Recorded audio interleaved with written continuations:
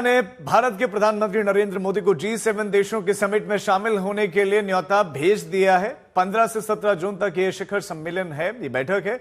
2019 से पीएम मोदी इस ग्रुप 7 की बैठक में जाते रहे हैं और इस बार की ये यात्रा बहुत अहम है क्योंकि ऑपरेशन सिंदूर भी हुआ है और उसके बाद से दुनिया के 7 ताकतवर मुल्कों के नेताओं के साथ पीएम मोदी की मुलाकात है। डोनाल्ड ट्रंप के साथ भी पीएम मोदी की ऑपरेशन सिंदूर के बाद ये पहली मीटिंग होगी। मोदी पाकिस्तान का चेहरा दुनिया के देशों के सामने बेनकाब करेंगे, दिखाएंगे और ऑपरेशन सिंदूर के बारे में इन देशों को बताया जाएगा। तो पहले 7 डेलीगेशन के और अब G7 की अहम बैठक। और अब आपको सुनाते हैं विदेश मामलों के जानकार इस G7 में भारत की भूमिका को लेकर क्या कह रहे हैं। देखिए, G7 की समिट में ऑब्वियसली भारत को इनवाइट तो होना ही था और भारत को पार्टिसिपेट करना ही था और करना ही है।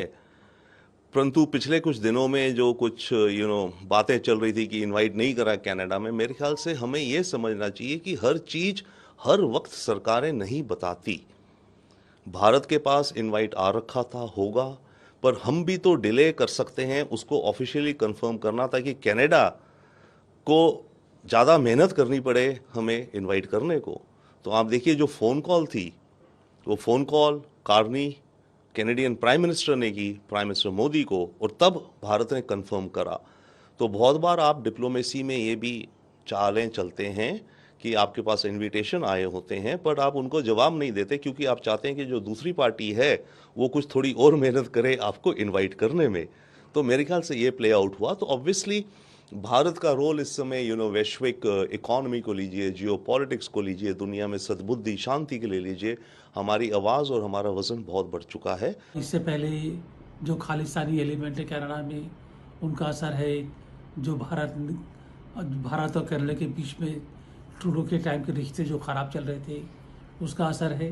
तो प्रधानमंत्री कार्नी ने प्रधानमंत्री मोदी को इनवाइट करके एक तो ये भ्रम दूर कर दिया है कि वो अभी तक कि वो भी ट्रूडो की पॉलिसी से उनका असर है।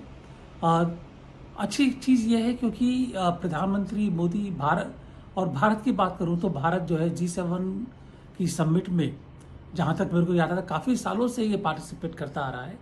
एक तरह से हर साल पार्टिसिपेट करने का एक जो छवि बन गई थी और जो सही है कि हालांकि भारत G7 का मेंबर नहीं है, लेकिन भारत एक इमर्जिंग इकोनॉमी, एक डेवलपिंग इकोनॉमी, एक पावरफुल इकोनॉमिक कंट्री के नाते उसका जो रुतबा है वो G7 कंट्रीज़ के बराबर है।